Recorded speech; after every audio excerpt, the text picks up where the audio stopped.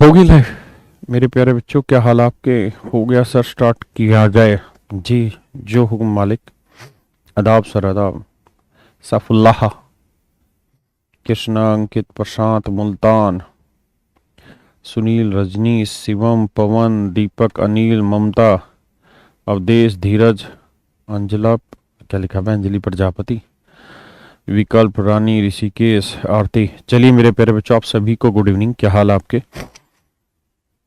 पहले तो माफ़ी, आज संडे को भी आपकी क्लास लगा रहे हैं, लेकिन कोशिश ये है कि कल तक आपका कंपाउंड इंटरेस्ट कंप्लीट हो जाए, ताकि आप भी फिर प्रैक्टिस कर ले। क्योंकि 6-7 दिन, बल्कि पूरा सप्ताह जब दिवाली पे आप छुट्टी मनाएंगे, तो करेंगे क्या उस छुट्टी में? पीछे का वर्क कंप्लीट करेंगे, अपनी प्रैक्टिस करेंगे। तो बुक से भी आप प्रैक्टिस करेंगे, तो एटलीस्ट दोनों चैप्टर कंप्लीट हो जाए। तो मेरे प्यारे बच्चों, आइए अब शुरुआत करते हैं। जी, good evening, good evening, good evening. सबके कमेंट आंसर नहीं किए जा सकते, और जिन भाइयों के कीड़े होंगे कि रिकॉर्डेड क्लास है, तो आप बता दीजिए कैसे बताएं लाइव है आज। आज तारीख क्या है रे? 17 तारीख है और 6:32 टाइम हो गया है। ठीक है। आइए। एक भाई कह रहा स्क्वेयर निकालना सिखाइए। यही काम रहेगा अब। आज मामला थोड़ा सा अलग होगा, पहले जो पढ़ते थे उससे अलग होगा हल्का सा आज, क्योंकि हल्की सी कैलकुलेटिव वैल्यूज आ जाएंगी आज। तो you not have to be bothered of it.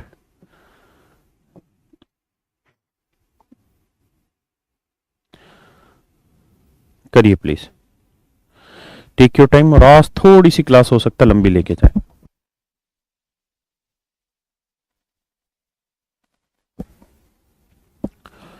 हो सकता है क्लास आज थोड़ी सी लंबी कर लें हम,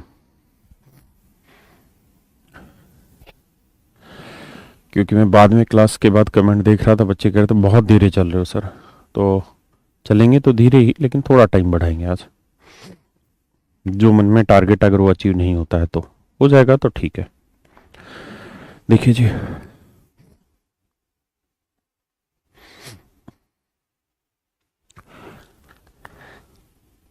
मान लीजिए मेरे बेटे, एक बात बताइए।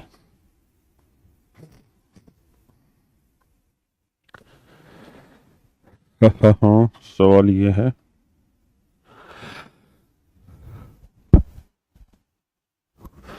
कि तब 5,000 रुपए के धन पर 2 वर्ष का साधारण ब्याज और चक्रवृद्धि ब्याज का अंतर बेहतर है, दर ज्ञात करो। वैसे तो आप ऑप्शन से जा सकते हैं और ऑप्शन से सवाल को कर सकते हैं, लेकिन मैं फिर भी आपको इस क्वेश्चन को एक फार्मूला बता रहा हूं जो काम आएगा। मेरे प्यारे बच्चों, मान लीजिए प्रिंसिपल पी है, रेट 8% है, टाइम 2 साल है, और CISI का डिफरेंस है D। तो कुछ संबंध बना के दिखाइए इनमें। तो आप कहेंगे देखिए सर, बनेगा ऐसा कि प्रिंसिपल हुआ, अब प्रिंसिपल पे पहले साल, प्रिंसिपल पे दूसरे साल, दोनों ही साल R% वैल्यू निकालनी है। पहले साल भी R%, दूसरे साल भी R%, है क्योंकि रेट R ही है, टाइम 2 साल है। तो मेरे बच्चे, प्रिंसिपल पे R% निकालोगे तो आएगा PR/100, और ये वैल्यू भी आएगी PR/100। क्या किसी भाई को कोई दिक्कत है, आपत्ति है इतनी बात में? बताइए। तो आंसर होगा नहीं सर। फिर क्या होगा जी? फिर पहले साल के ब्याज पे ब्याज लगेंगे, इसका R%। तो PR/100 का R% निकालोगे तो यही तो होगा। तो आंसर आएगा PR/100 का स्क्वायर। PR/100 का स्क्वायर, PR/100 का मेरे बच्चों स्क्वायर।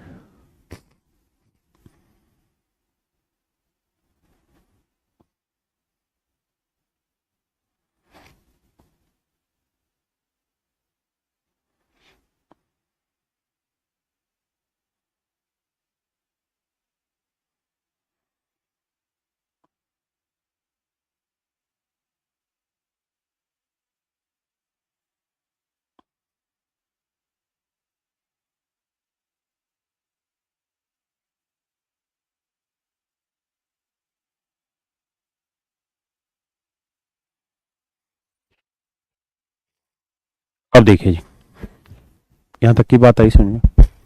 तो मेरे प्यारे बच्चों, आप अच्छे से इस बात को समझते भी हैं, जानते भी हैं कि ये 2 साल का सिंपल इंटरेस्ट होता है ना। ये 2 साल का कंपाउंड इंटरेस्ट होता है। तो कंपाउंड में से ये सिंपल हटा देंगे, ये वाला, ये सिंपल हटा देंगे मेरे बच्चे, तो बचेगा क्या? ये तो सी आई एस आई का डिफरेंस होगा ये, है ना। सी आई एस आई का डिफरेंस हो जाएगा ये, यानी प्रिंसिपल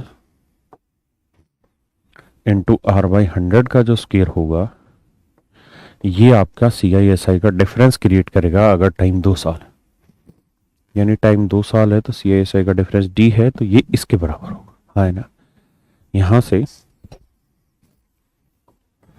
आर बाई 100 में यहीं रखो, स्क्वायर रखो, तो डिफरेंस यही है। ये प्रिंसिपल इधर लाऊंगा, बटे आ जाएगा पी। दोनों साइड स्क्वायर अप्लाई करूंगा तो आर बाई 100 बराबर में यहाँ आ जाएगा रूट में डिफरेंस अपॉन प्रिंसिपल। अब आप अच्छे से जानते हैं ये वाला जो 100 है, ये मल्टीप्लाई करके यहाँ लगा देना है, हाँ है ना।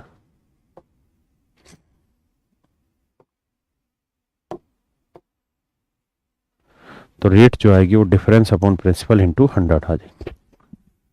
ये आएगी मेरे प्यारे बच्चों रेट निकालने का फार्मूला, अगर टाइम 2 साल हो, प्रिंसिपल और डिफरेंस दे रखा हो तो, है ना। अरे ये क्या मोबाइल में पेन ड्राइव लग रही है, ये कैसे? अब इसको यूज करते हैं सवाल में, जैसे इस वाले सवाल में। तो रेट जो हो जाएगी वो हो जाएगी सी आई एस आई का डिफरेंस अपॉन प्रिंसिपल इंटू 100। तो डिफरेंस है 72, प्रिंसिपल है 5000 इंटू 100। देखिए जी, 2 से काटा 36, 2 से काटा 2500, 36 का वर्गमूल आएगा कितना मेरे बेटे? 6, और 2500 का वर्गमूल 50 गुना 100,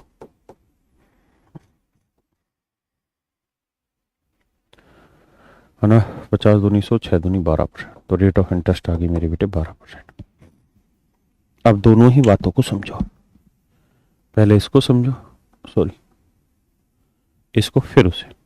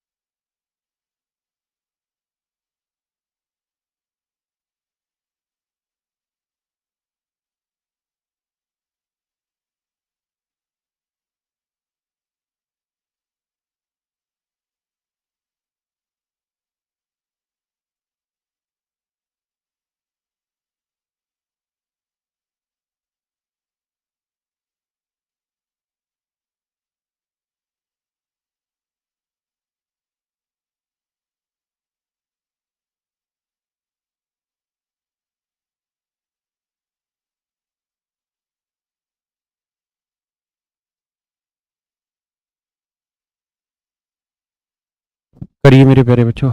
और देखिए, आप बार बार ये दबाव मत डालिए, मेरा कमेंट्स क्यों नहीं पढ़ते? आकाश भाई ये क्या तरीका है, क्यों पढ़ूं मैं आपका कमेंट्स? मैं टीचर हूँ, पढ़ाने के लिए हूँ, या सिर्फ यही कि तुम्हारा नाम लेता रहूं? यार हद है।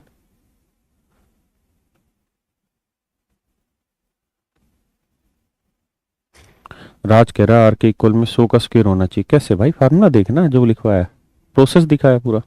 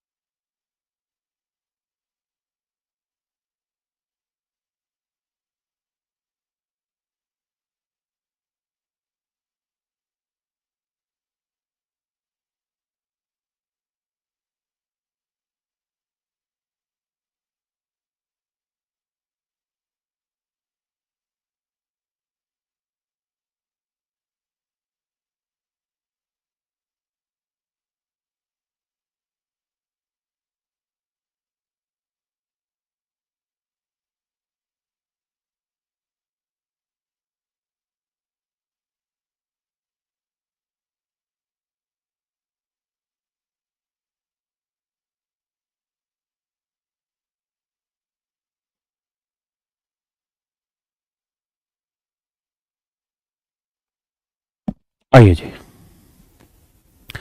कह रहा है जी 3 वर्ष का साधारण ब्याज और चक्रवृद्धि ब्याज का अंतर 1500 है तो दर ज्ञात करें।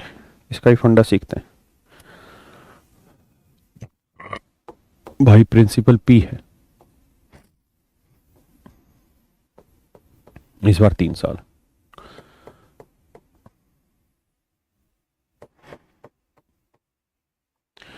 रेट R%, R%, R%, हाँ है ना।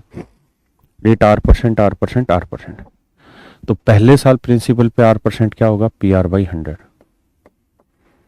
दूसरे साल भी क्या होगा जी, PR/100। तीसरे साल भी मेरे शेरों क्या होगा, PR/100। ये तो हो गया मेरे प्यारे बच्चों 3 साल का साधारण ब्याज। ये तो हो गया मेरे बच्चे 3 साल का साधारण ब्याज। अब हमें लगाना कंपाउंड। तो वही पहले साल के ब्याज पे ब्याज, तो इसका R% निकालोगे, आप जानते हैं इसका R% आएगा PR/100 का स्क्वायर। क्यों आएगा, क्योंकि इसका R गुना R% लिखेंगे। अब जो वैल्यू यहां है वही वैल्यू यहां पे भी लिखेंगे, वही वैल्यू यहां लिखेंगे। फिर इसका R%, इसका R% लिखेंगे तो P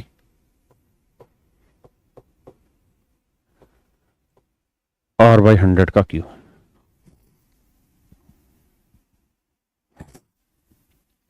ये मेरे प्यारे बच्चों फार्मूला बना।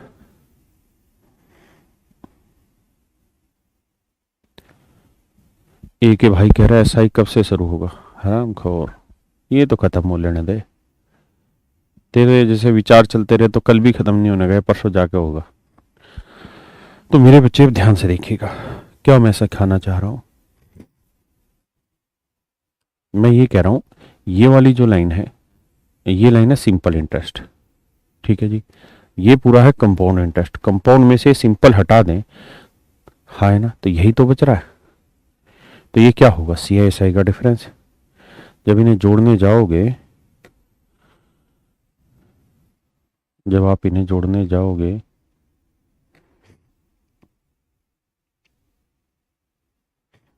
जब आप इन्हें जोड़ने जाएंगे तो डिफरेंस होगा ये PR/100 का स्क्वायर, ये 3 बार जमाइए तो 3PR/100 का स्क्वायर प्लस PR/100 का क्यूब। ये होगा मेरे बच्चे CI/SI का डिफरेंस। और मैं CI/SI के डिफरेंस को D से डिनोट कर ले रहा हूं। एक बार इतनी बात को पढ़ें और देखें क्या गलती है। भाई ये सेम है तो 3 इंटू ये जमाइए, बस ये तो किया, कुछ है ही नहीं। और आगे फिर भी आप टाइम ले लें, क्योंकि फिर आप कमेंट करके गाली बकते हैं सीधा, बहुत फास्ट हो रहा है। और पहले बता रहा हूं, इसका जो दूसरा तरीका वो मैं धीरे नहीं पढ़ाऊंगा। कंपाउंड इंटरेस्ट का एक और तरीका है निकालने का, जो सबसे बेहतरीन तरीका है, उसको बहुत ज्यादा धीरे नहीं पढ़ाऊंगा।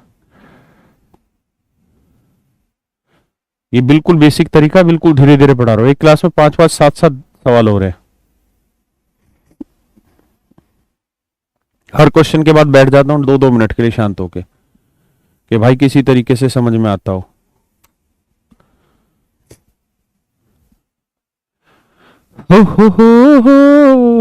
आइए अब देखिए जी, इसे कैलकुलेट कैसे करें। तो आप कहेंगे सर PR/100 का स्क्वायर कॉमन ले लेते हैं। यहां क्या बचेगा जी 3, तो यहां क्या बचेगा जी R/100। PR/100 का स्क्वायर कॉमन ले लेंगे, यहां 3 बचा, यहां बचा R/100 इक्वल टू D। ये मेरे प्यारे बच्चों फार्मूला बन गया आपका। इसी को और सुंदर से लिखें तो R/100 का स्क्वायर, P को बटे ले जाइए, into 3 plus R/100 equal to difference upon principal. हाँ है ना, ठीक है जी। अब इसको इस सवाल पे आके देखिए।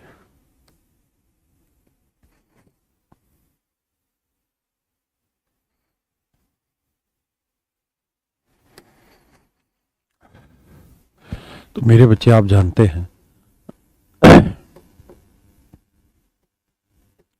r/100 का square into 3 plus r/100 equal to difference upon principal. तो डिफरेंस कितना है जी मेरे बच्चों? तो आप कहेंगे 1500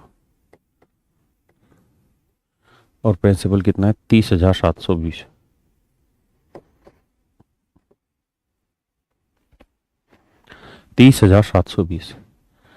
अब कहानी ये है कि यार इसे भी कैलकुलेट करने बैठे तो 0 से 0 कटा, ठीक है 6 से कट रहा है, 3 2 5 7 12, 6 से कट जाएगा तो ये तो आ जाएगा, से तो कट के आ जाएगा 25।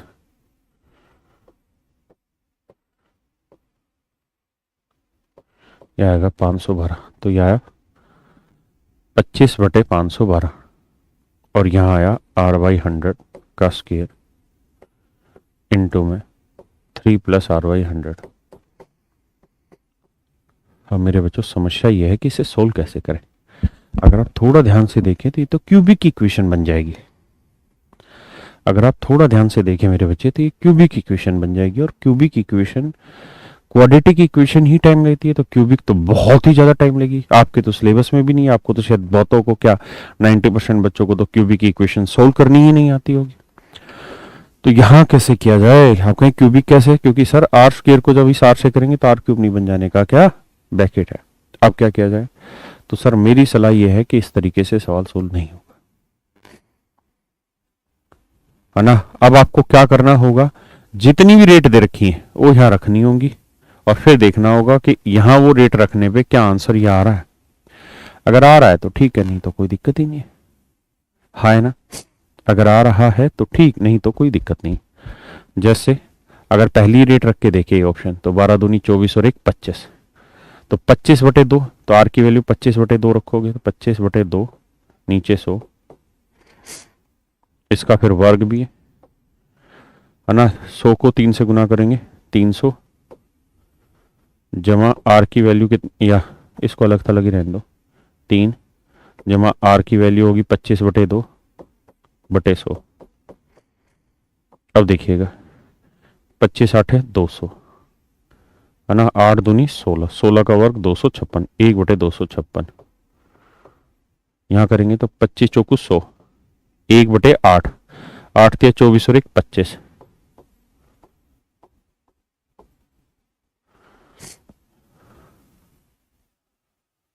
हाँ है ना।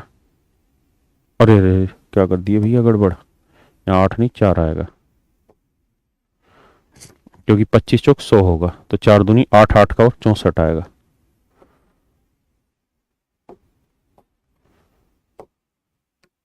चार दूनी 8, 8 का और 64, 1/64, और यह आएगा 25 8 8 गुना करेंगे तो 25 ऊपर आ जाएगा, और 64 गुना 8 करेंगे तो 512 आ जाएगा, जो कि सेटिस्फाई कर रहा है। इसका अलावा ये ऑप्शन हमारा ठीक है।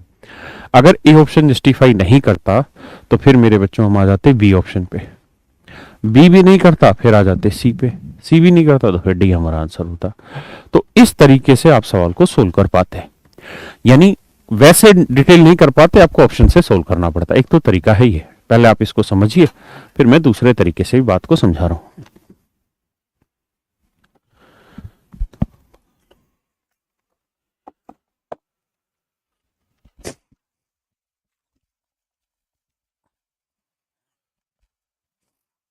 आराम से समझो फिर मैं आगे बढ़ूंगा।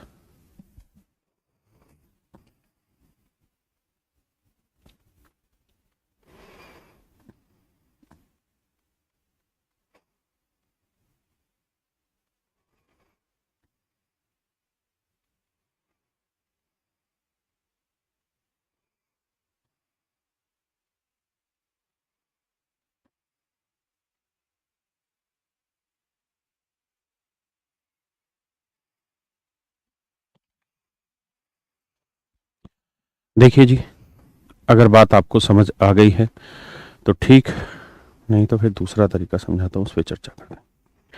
अगर मेरे प्यारे बच्चों ऐसा ही कोई सवाल आपके सामने आ जाए तो उसका सही करने का तरीका तो यही है कि आप ऑप्शन से जाएं और फिर आंसर निकालें। लेकिन इसी सवाल को करने का एक और तुक्केबाज तरीका अगर वो लग जाए तो की बात है। आपको याद होगा मैंने सिखाया था कि मेरे प्यारे बच्चों, अगर किसी रेट की फ्रैक्शन 1/a, अगर मान लीजिए कोई रेट है x% है और इसकी फ्रैक्शन 1/a है, 1/a है, तो आपका आंसर होगा 1 a a a। कितनी बार? 3 बार। फिर a का a Guna a square a square, फिर a का a गुना a क्यों। तो मेरे प्यारे बच्चों, आप गौर से देखेंगे यहाँ तो आप पाएंगे कि CISI का जो डिफरेंस आया वो आया 3a+1।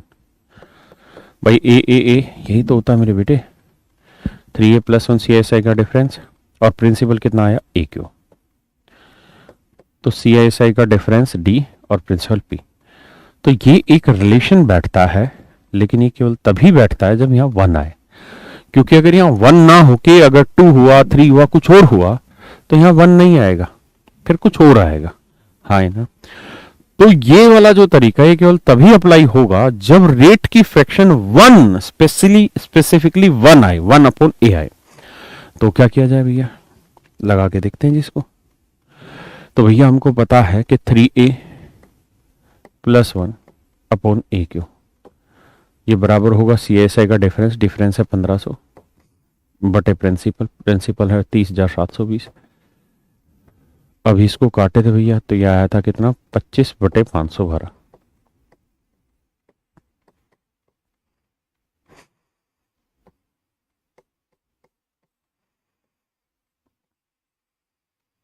हाँ है ना। अब मेरे बेटे आपको क्या करना है, अब ये देखिए कि क्या इस नंबर का क्यूब 512 हो सकता है? किसी भी नंबर का क्यूब 512 हो सकता है। अगर सेट हो रहा है मामला तो इसका मतलब ये डाटा बिल्कुल करेक्ट गया। अगर मान लो यहाँ 512 की जगह 514 आ जाता है, 513 आ जाता है, तो आप कहते हैं सर किसी नंबर का क्यूब 513 हो ही नहीं रहा, तो इसका मतलब फिर जो ये वाला फंडा इस्तेमाल किया ये गलत हुआ। उस रेट की फ्रैक्शन 1/a नहीं हो रही होगी, कुछ और हो रही होगी। हाँ है ना। तो अब आप देखेंगे 512 तो a क्यूब 512, तो a की वैल्यू 8, 8 3 24 और 1 25 सेटिस्फाई हो गया। यानी रेट जो होगी वो 1/8 होगी।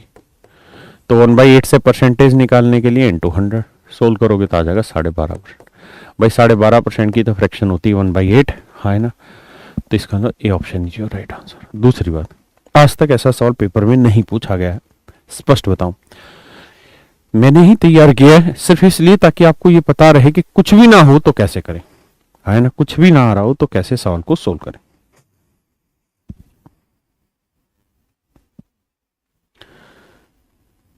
चलिए जी।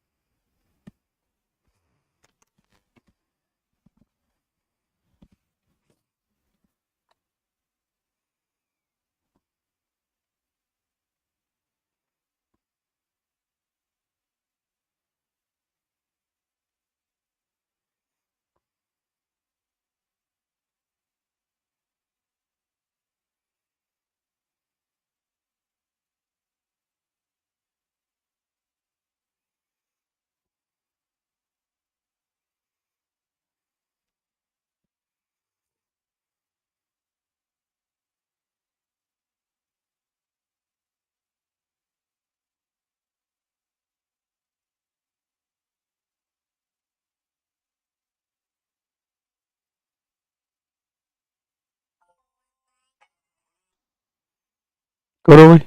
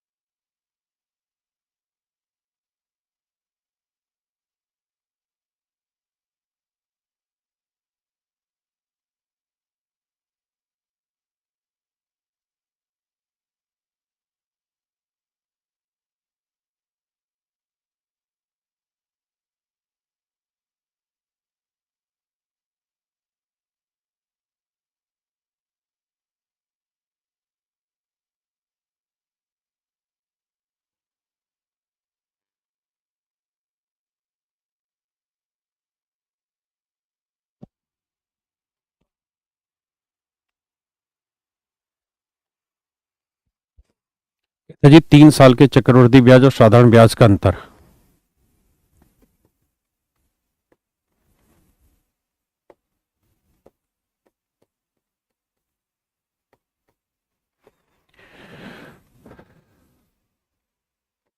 दो साल के CISI का डिफरेंस। कहता है इनका अंतर, साधारण का अंतर, दो वर्ष के साधारण ब्याज के चक्रवृद्धि ब्याज साधारण ब्याज के अंतर का अनुपात 19:6। 19:6, यही बात है मेरे बेटे।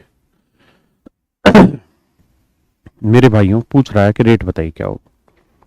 देखिए यार, अभी हमने एक वो पढ़ा था ए वाला कहीं पे, ये रहा,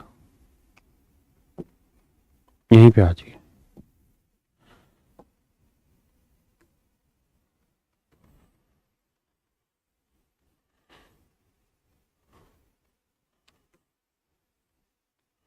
भैया जी एक बात बताइए, अगर 2 साल के कंपाउंड इंटरेस्ट की बात हो तो ये वाला होगा, हाँ है ना, और 2 साल का सिंपल इंटरेस्ट हो तो यह होगा।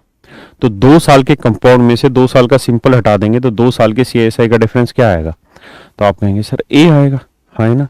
2 साल के CISI का डिफरेंस क्या आएगा सर, ए आएगा। क्या आप सहमत है या नहीं है? क्या आएगा मेरे भाई, ए। यानी 2 साल के CISI का डिफरेंस ए आएगा। क्लियर है? अब आइए आगे। अगर भाई ऐसा है तो मुझे एक बात ये बताइए, ये हटाइए, ये हटाइए, ये हटाइए, ये जो है ये आपके 3 साल का सिंपल इंटरेस्ट है, मान लीजिए। ये आपका 3 साल का कंपाउंड इंटरेस्ट है, मान ली। ये 3 साल का सिंपल इंटरेस्ट है, ये 3 साल का कंपाउंड इंटरेस्ट है। तो ये क्या है मेरे बच्चों, तो आप कहेंगे सर ये आया 3 साल के CISI का डिफरेंस। ये आया मेरे प्यारे बच्चों 3 साल के CISI का डिफरेंस। क्या आया जी, 3A+1। तो आप कहेंगे सर ये होगा 3A+1। अब मेरे प्यारे बच्चों आप एक बात बताइए,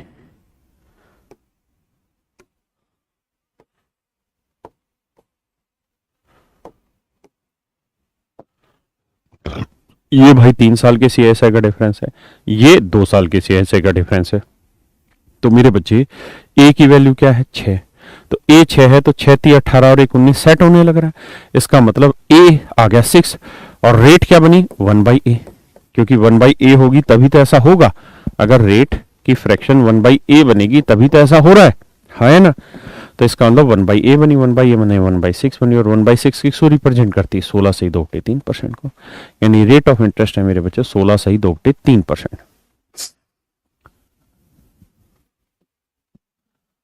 आ जाइए जी, बढ़िया भैया आगे।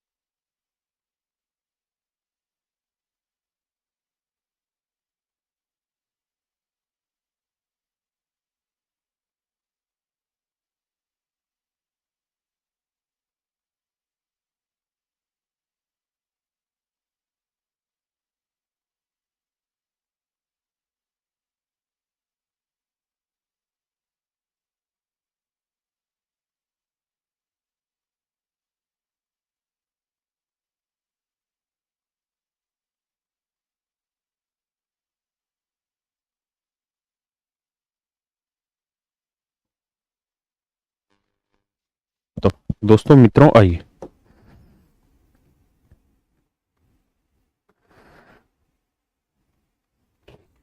कह रहा ratio of 3 year of CI and simple interest of 1 year on a certain some of money is this.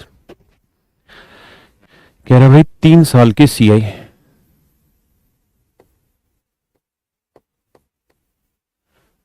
And 1 year simple interest, इसका जो मेरे प्यारे बच्चों रेशियो है वो 3.64:1 है।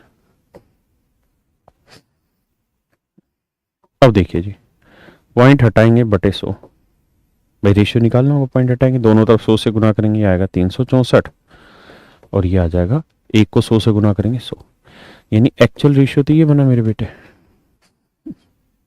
पहले इस बात को समझिए, इसका मतलब ये बना कि एक साल का सिंपल इंटरेस्ट 100 है, एक साल का सिंपल इंटरेस्ट 100 है, तो भाई 3 साल का कंपाउंड इंटरेस्ट है 364। अब अगर मेरे बच्चों में इसको रिलेट करूं, आधे गधे ये पूछेंगे कि कैसे हो गया ये, तो लिखा रहने देता हूं, अगले पेज पे आ जाते हैं। यहां मिटा लेते हैं भैया,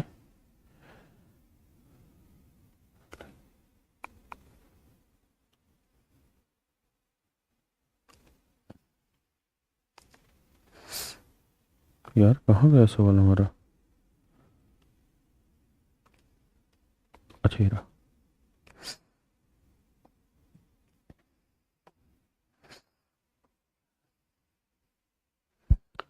भैया जी आ जाइए। अब मेरे बच्चों एक बात बताइए, 3 साल का कंपाउंड इंटरेस्ट कैसे निकलेगा? तो आप कहेंगे सर ये होगा प्रिंसिपल कुछ, ये होगा प्रिंसिपल, ये होगा पहला साल, ये होगा दूसरा साल, ये होगा तीसरा साल। अब पहले साल का सिंपल भाई कितना दे रखा है 100। अब मेरे प्यारे बच्चों, आप अच्छे से इस बात को जानते हैं कि पहले साल का भी साधारण ब्याज 100 ही होता है, दूसरे का भी 100 ही होता है, और तीसरे साल का भी 100 ही होना है, क्योंकि सिंपल इंटरेस्ट तो मेरे प्यारे बच्चों प्रिंसिपल पे कैलकुलेट होता है, और जो चीज कैलकुलेट ही प्रिंसिपल पे हो रही है, जो चीज मेरे बच्चों कैलकुलेट ही प्रिंसिपल पे हो रही है, उसमें रोना ही क्या? जो चीज कैलकुलेट ही प्रिंसिपल पे हो रही है उसमें रोना कैसा? है ना, समझते हैं कि नहीं? अब आइए आगे। अब भैया तो 3 साल का अगर हम सिंपल इंटरेस्ट पूछे भैया तो क्या आएगा 300, तो डिफरेंस कितना हो गया जी 64। भाई 3 साल का सिंपल 300, कंपाउंड हो गया 364। बेटे 1 साल का सिंपल 100, तो 3 साल का सिंपल 300। अब देखिए, अब कहानी है कि रेट अगर R% होगी, रेट अगर R% है, तो पहले 100 का R% निकालेंगे, कितना आएगा R, ये 3 बार लिखा जाएगा, है ना। फिर इस R का R% लिखेंगे, तो R का R% आ जाएगा मेरे बच्चे R²/100। भाई 100 का कोई परसेंट वैल्यू यही रहेगी, जैसे 100 का R% निकालोगे तो यही तो आया, है ना। मतलब अगर आप रेट निकालने जाओगे तो यही तो आएगा मेरे बेटे जो लिखा हुआ। पहले आराम से इस बात को समझो, कोई जल्दबाजी नहीं।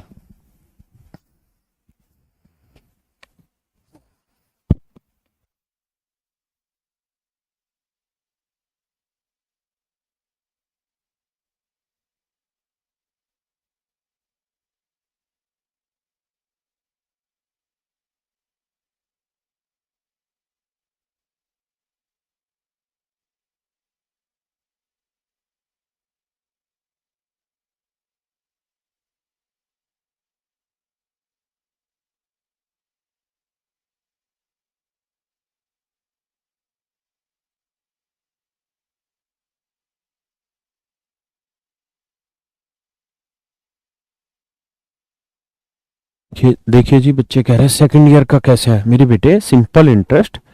अरे यार हद मचाते हो भाई, 100 कैसे है भाई, कति बंड पेड़ लिखी तुमने यार। सवाल ने दे नहीं रखा है कि 3 साल के कंपाउंड इंटरेस्ट और 1 साल के सिंपल इंटरेस्ट का रेशियो है 3.64:1।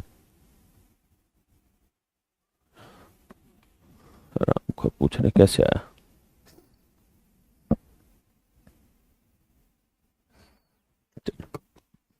अबे मेरे भाई ये पॉइंट हटाएंगे तो क्या बटे 100 नहीं लिखोगे?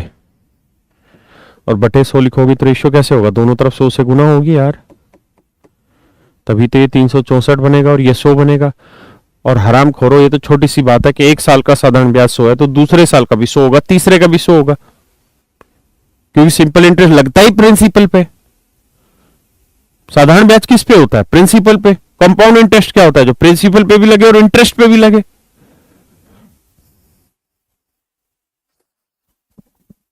अब आगे देखिए, तो यहां से जब आप इक्वेशन बनाएंगे तो ये जो होगा ये होगा आपके CISI का डिफरेंस मेरे बेटे।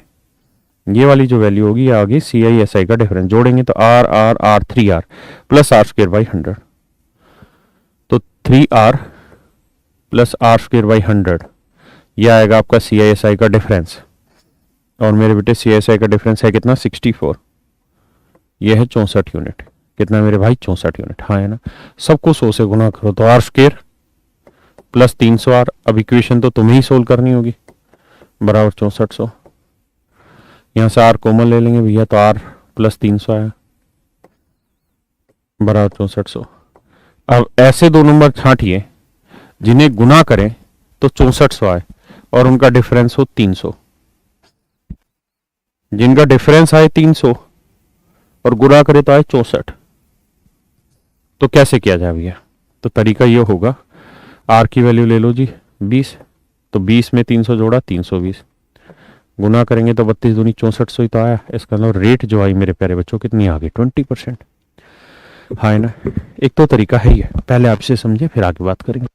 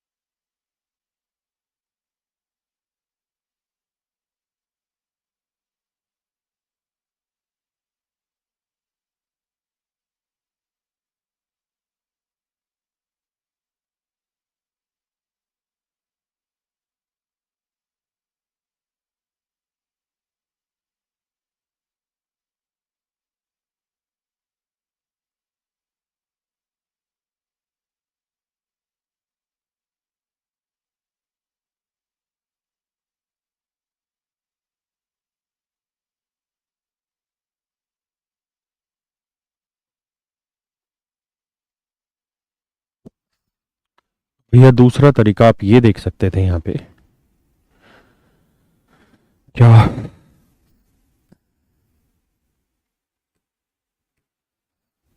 सर अब इसको हटा देता हूँ भाई, काफी देर होगी पढ़ते पढ़ते। आपको ये पता है कि भाई ये जो 3 साल के सी आई एस आई का डिफरेंस है 64, सी आई एस आई का डिफरेंस है 64, हाँ है ना। ये वाली जो वैल्यू है मेरे बेटे ये है 64। अब एक और मजे की बात है इस सवाल में, क्या कि आर परसेंट ले रहे हो तो 100 का जितना परसेंट लोगे वही वैल्यू आ जानी है यहाँ, हाँ है ना। अब ऑप्शन से खेलते हैं। मान लीजिए पहला तो आंसर है बी ले लेता हूं मैं, तो 50, भाई आर की वैल्यू 50 है तो यहाँ 50 50 100, ये तो 64 से बड़ा चला गया, जबकि मुझे तो इन तीनों का जोड़ 64 चाहिए, गलत। मैं 30 ले लेता हूँ, 30 30 30 90, ये भी 64 से बड़ा चला गया, गलत। 70 लू 70 70, ये भी 64 से बड़ा चला गया, गलत, सीधा हो गया। तो सीधा मेरे पास क्या बचा 20। आप ले गए भी तो 20 20 20, हाँ है ना। 20 का वर्ग 400/100 यानी 4, तो 20 20 40 और 20 60 और 4 64, आंसर आ गया। तो हम सीधे का सीधा ऑप्शन से भी जा सकते हैं, हाँ है ना।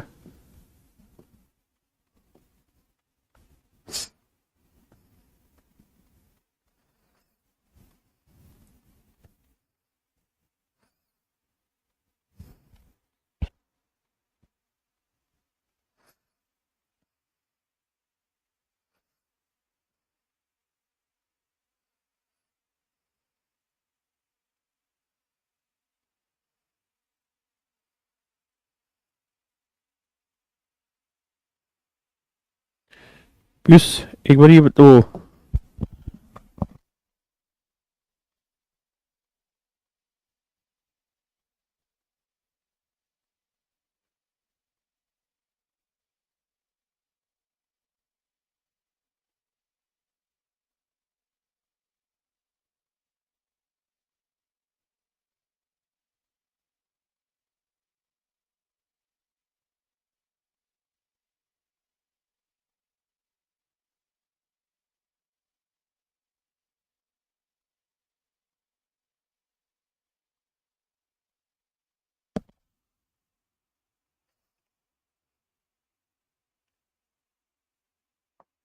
ये वाला सवाल करिए, करिए जी।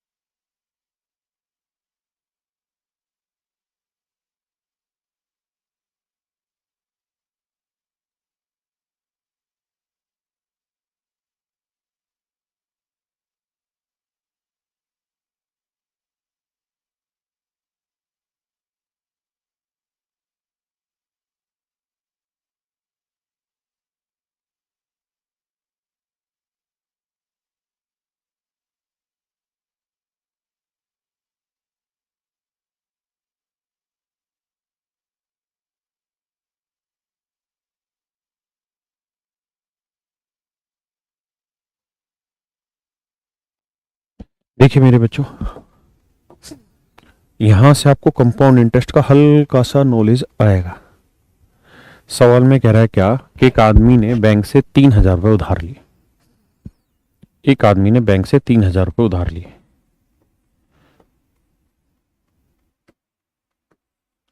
अब सवाल में कह रहा है कि बैंक उससे 30% की दर से ब्याज वसूल करेगा और हर साल के आखिरी में वो 1,000 रुपये दे रहा है। तो बैंक अगर हर साल 30% वसूल करेगा तो मेरे बच्चे 3,000 का 30% निकालोगे तो 3,000 का 30% हुआ 900। तो इसका मतलब ये बना कि पहले साल जो वो ब्याज लेगा वो लेगा 900 यूनिट, ना 900 रुपए, क्योंकि पहले साल तो केवल प्रिंसिपल पे ही इंटरेस्ट लगेगा। यानी अगर पहले साल के आखिरी में उसे पैसे चुकाने हो तो उसे चुकाने होंगे 3900 रुपए, उसे चुकाने होंगे 3900 रुपए। लेकिन कहता है जी वो साल के आखिरी में आता है और 1,000 रुपए देके चला जाता है, तो बैंक में अब उसका कर्जा कितना बच गया मेरे बेटे? तो आप कहेंगे जी अब कर्जा बच गया जी 2900 का, क्योंकि पहले साल के आखिरी में उस पर कर्जा था 3900 का। 1,000 रुपए दे दिए थे जी, 2900 का कर्जा बच गया। तो मेरे बच्चों जो दूसरा साल है, दूसरे साल जो इंटरेस्ट लगेगा वो किस रेट से लगेगा? 30% से, क्योंकि तीनों साल रेट 30% है। तो 2900 का 30% होगा जी 870। यानी मेरे बच्चे दूसरे साल जो उसे ब्याज देना है, दूसरे साल जो उसे ब्याज देना है वो देना है 870 रुपए। अगर दूसरे साल ब्याज 870 देना है तो 2900 में 870 जोड़ेंगे तो ये आएगा मेरे बच्चे 3770। ये आएगा मेरे शेरों 3770 रुपए, है ना। यानी 2900 का 30% निकालोगे तो ये आएगा 870। 2900 में 870 जोड़ा तो ये आया 3770। यानी दूसरे साल के आखिरी में बैंक कहेगा बेटे तेरे पे कर्जा है 3770 का। कह रहा है जी वो दूसरे साल के आखिरी में आया, फिर से 1,000 रुपए पकड़ा गया बैंक को। अब कितने का कर्जा बच गया जी? तब आप कहेंगे जी 3770 में 1,000 चला गया तो बचा जी 2770। यानी अब जो बैंक ब्याज लेगा वो 2770 पे लेगा। किस रेट से जी? 30% से। तो 30% निकालेंगे इसका तो ये आएगा 831। यानी तीसरे साल इसे जो ब्याज देना होगा वो 831 देना होगा। तो 2770 में 831 जोड़ेंगे आएगा 3601। तो यानी तीसरे साल के आखिरी में उसके ऊपर कुल मिला के 3601 रुपए का कर्जा है। 3601 रुपए का कर्जा। और मेरे प्यारे बच्चों वो यही सवाल में पूछ रहा है कि बताइए भाई तीसरे साल के आखिरी में वो कितना पैसा लौटाए कि उसका कर्जा खत्म हो जाए। तीसरे साल के आखिरी में कितना पैसा लौटाए कि उसका कर्जा खत्म हो जाए। तीसरे साल के आखिरी में कितना पैसा लौटाए कि उसका कर्जा खत्म हो जाए। तो आंसर होगा जी 3601 दे दे तीसरे साल के आखिरी में, उसकी कहानी खत्म, कर्जा खत्म। समझो जी आराम से।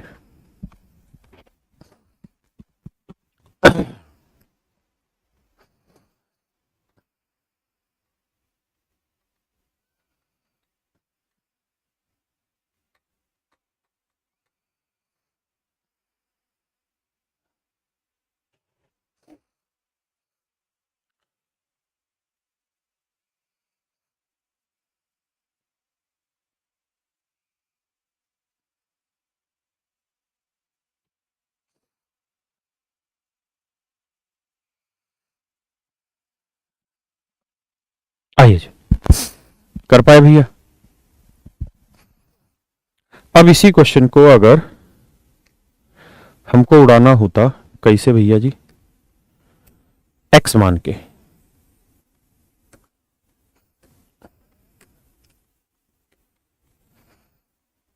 तो कैसे करते भैया जी हम?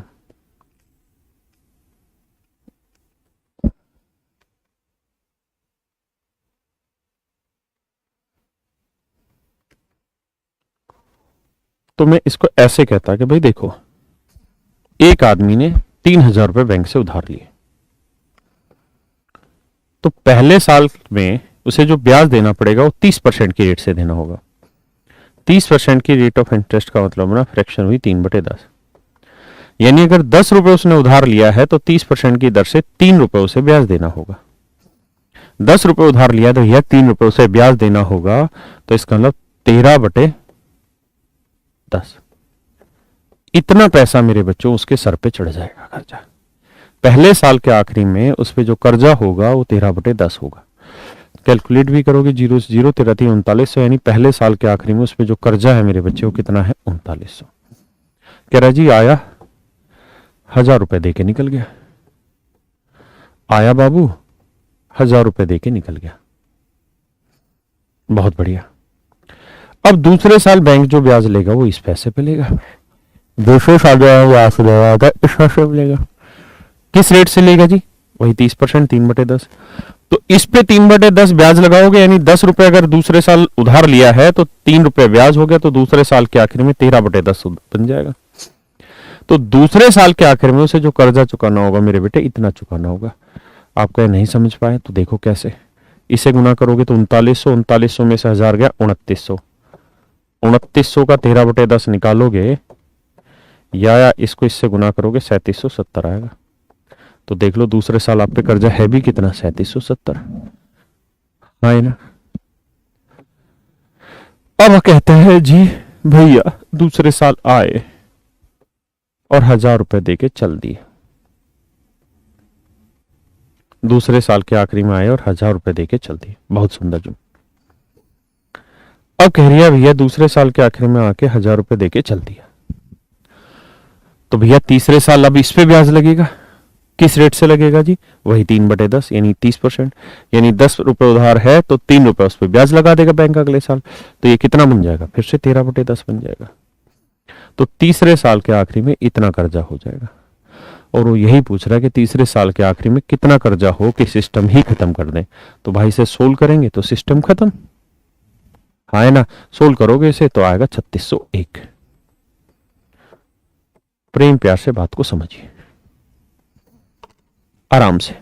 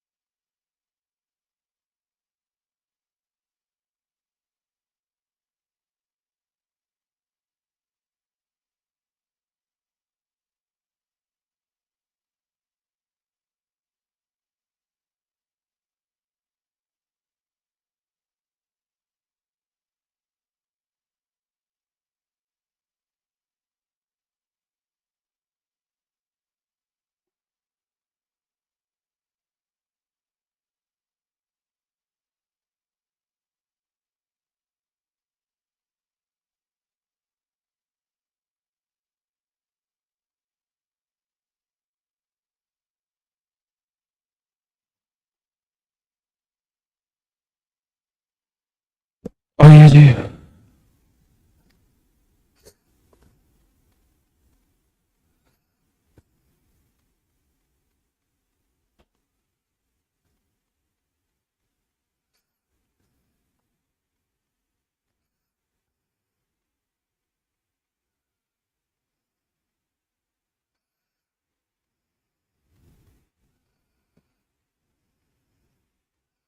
पढ़िए जी आराम से।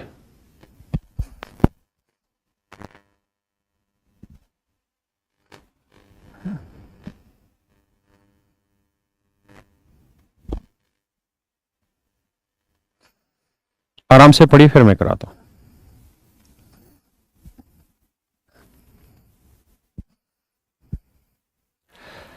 पंकज भाई, एडवांस आप लोगों का 7 तारीख का, 7 नवंबर का देखियो पियो, सोमवार है क्या है?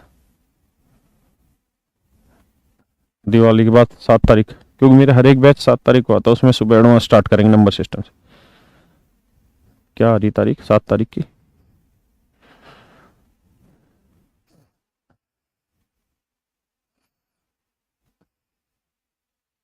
7 तारीख का संडे। हाँ तो 8 तारीख से शुरू करेंगे भाई तुम्हारा एडवांस मॉर्निंग में नंबर सिस्टम से। आइए जी। देखिए, उम्मीद है मेरे दोस्तों आपने समझ लिया होगा, पढ़ लिया होगा। क्या रास्ता मालूम तुम्हें। देखिए जी, एक वर्ड है यहाँ पे, Subhash Subhash purchase a refrigerator at this condition that he will pay ₹1620 at the time of buying. कहता है सुभाष ने एक रेफ्रिजरेटर इस शर्त पर खरीदा कि उसे 1620 रुपए तो खरीदने के वक्त ही देने होंगे। वैसे भी इस बात को ध्यान दीजिए, एक शब्द होता है कैश डाउन पेमेंट, हिंदी में से कहते हैं नगद तत्काल भुगतान। नगद तत्काल भुगतान, नगद तत्काल भुगतान, कैश डाउन पेमेंट क्या रहता है जी? इसका मतलब होता है कि जब आप कोई चीज परचेज कर रहे होते हैं तो उसमें से कुछ अमाउंट तो उसी समय दे देते हैं और बाकी अमाउंट का आप लोन कर लेते हैं या फाइनेंस कर लेते हैं। फाइनेंस कर लेते हैं, बाकी पैसे का ब्याज पे ले लेते हैं। तो जो कुछ अमाउंट आप उसी समय पे कर देते हैं उसको हम कहते हैं कैश डाउन पेमेंट। जैसे मान लीजिए आपने 50,000 रुपए की कोई बाइक खरीदी, तो बाइक वाला कहेगा बाबूजी इसमें 10,000 तो दे दो, आप हाथ किया था अभी कैश डाउन पेमेंट, बाकी जो 40,000 हुआ इसका बैंक से करा देंगे आपका लोन इसकी किस्तें बना देंगे। तो ऐसे ही सवाल में कह रहा है कि भैया जो रेफ्रिजरेटर है, मान लीजिए अगर रेफ्रिजरेटर की कीमत ₹P है तो इसमें से 1620 तो अभी दे दो। ये तो हो गया सर कैश डाउन पेमेंट, यानी ये तो अभी दे दो, बाकी जो पैसा बच गया तो कितना बचा P-1620। कहता है इस चीज को करा लो बैंक से फाइनेंस, इस चीज को मेरे बच्चों करा लो बैंक से फाइनेंस, मतलब इसका आप करा लो लोन। तो भाई इसने लोन करा लिया, कितने का कराया जी? P-1620 का।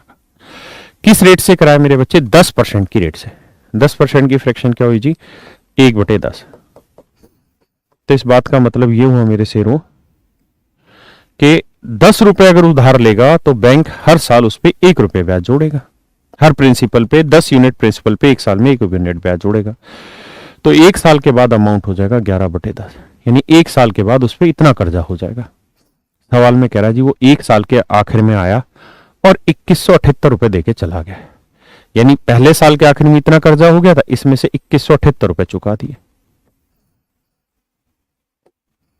2178 रुपए चुका दिए तो दूसरे साल फिर इतने पे कर्जा, मतलब इतने पे ब्याज लगेगा, हाँ है ना? दूसरे साल मेरे बच्चे इतने पे ब्याज लगेगा, हाँ है ना? भाई पहले साल लगा इस पे ब्याज, तो इतना मिश्र धन बन गया, इसमें से इतने रुपए पहले साल के आखिरी में देके चला गया, तो अब जो बचा अमाउंट उस पे ब्याज लगेगा दूसरे साल। जैसे आप ये समझो कि हम वो 30,000 वाला कर रहे, 3,000 वाला कर रहे थे, कहां गया,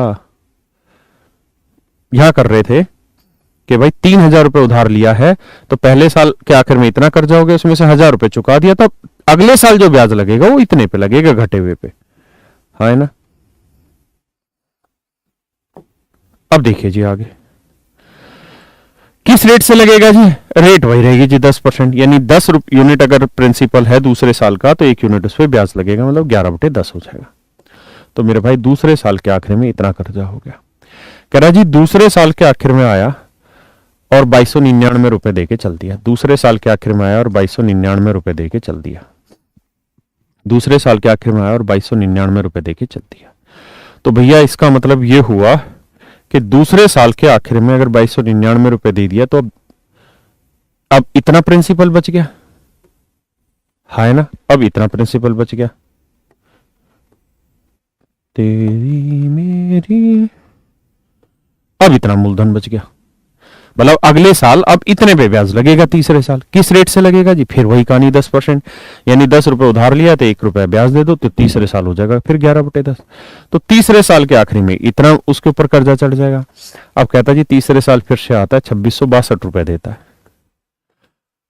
और कहता है जी कर्जा खत्म कर लेता है। कर्जा खत्म कर लेता है मतलब अब उसके ऊपर 0 रुपए कर्जा हो गया, यानी जैसे ही तीसरी किस्त दी कर्जा 0। जैसे ही मेरे बच्चों तीसरी किस्त दी कहता है जी कर्जा हो गया 0 रुपए, है ना? भाई इतने रुपए का फ्रीज था, उसमें से ये तो दे दिया हाथ की हाथ, ये दे दिया पहले साल, ये दे दिया दूसरे साल, ये दे दिया तीसरे साल, और ये पैसा देने के बाद कहता है कर्जा खत्म हो गया, मतलब अब कर्जा रह गया 0 रुपए। तो सोल्व करेंगे, आंसर निकाल लेंगे प्रिंसिपल का। आप कहेंगे सर बहुत लेंदी, मैं भी जानता हूं बहुत लेंदी, पेपर में मैं ऐसे नहीं करवाने वाला हूं, कल बताऊंगा इसका शॉर्टकट तरीका, लेकिन अभी आप बातें समझिए।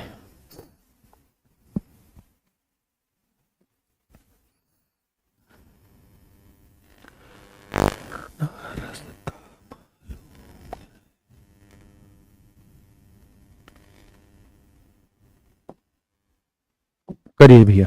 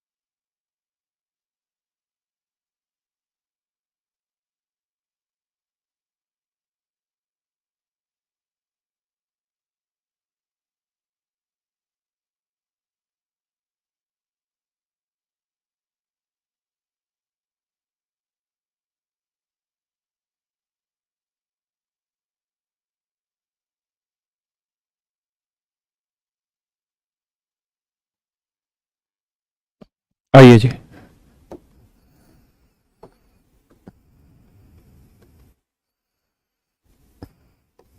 देखिए जी, कह रहा है man purchase a motor bike for a certain price and promise to pay the price in 3 equal annual instalment.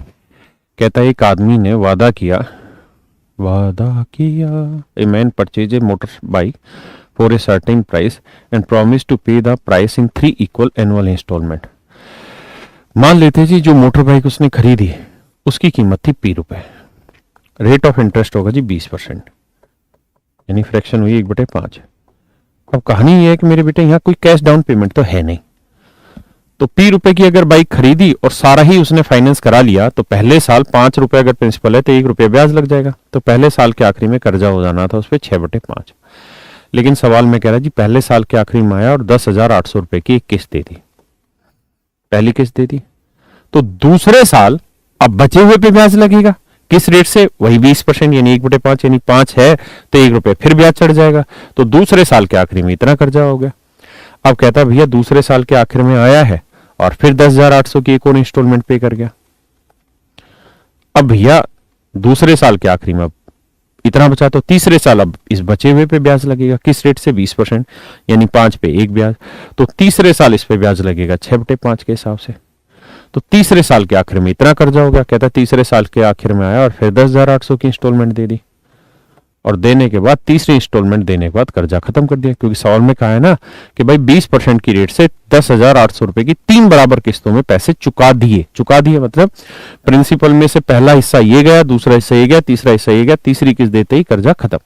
Solve करेंगे प्रिंसिपल की वैल्यू निकल के आ जाएगी। कैलकुलेशन हो रही है ठीक है, नहीं तो छोड़ दीजिए।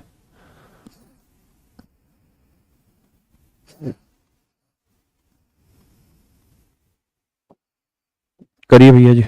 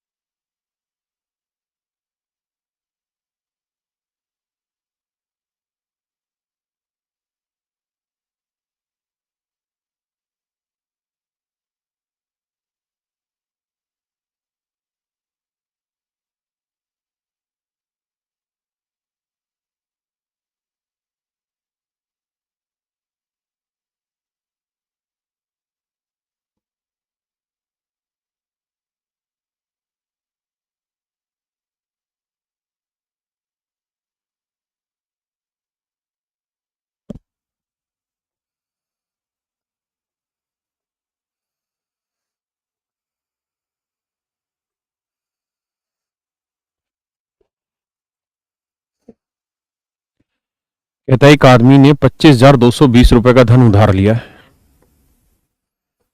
₹25,220 का कोई धन मेरे प्यारे बच्चों उधार लिया। कहता जी 5% की दर से 5% की दर से 3 समान वार्षिक किस्तों में चुकाना चाहता है। 5% की फ्रैक्शन 1/20। तो हर एक किस्त की कीमत ज्ञात करो। मान लेते हैं लेट ईच इंस्टॉलमेंट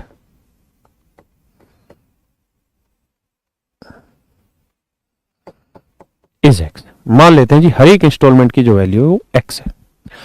तो अगर ₹25,220 का कर्जा उसने लिया है बैंक से, तो भैया पहले साल ब्याज लगेगा 20 पे 21/20 हो जाएगा, यानी पहले साल के आखिर में 21/20 कर्जा हो जाएगा। अब कह रही है भैया पहले साल के आखिर में आया और ₹X की किस्त देके चल दिया, दूसरे साल अब इतने पे ब्याज लगेगा, है ना। दूसरे साल फिर से वही 5% यानी 1/20 मतलब 21/20 हो गया। दूसरे साल के आखिर में इतना कर्जा। अब कहता है दूसरे साल के आखिर में फिर आया और ₹X दे के चल दिया। तो इसका मतलब ये हुआ भाई कि तीसरे साल इतने पे ब्याज लगेगा। किस रेट से? वही 5%, यानी 1/20, 21/20 हो जाएगा। तो तीसरे साल के आखिर में इतना कर्जा हो जाएगा। अब कह रहा है जी तीसरे साल के आखिर में आया और x रुपए देके कर्जा खत्म कर दिया, क्योंकि x रुपए की 3 इक्वल इंस्टॉलमेंट पे की। हाँ है ना? तो भैया इसका मतलब कर्जा 0 हो गया। सोल्व करके x की वैल्यू निकाल। तो मेरे भाइयों आज के लिए इतना ही रखते हैं, ठीक है। कल इसको कंप्लीट कराएंगे, उसका परसों फिर इसका दूसरा तरीका बताएंगे। कर दे भाई।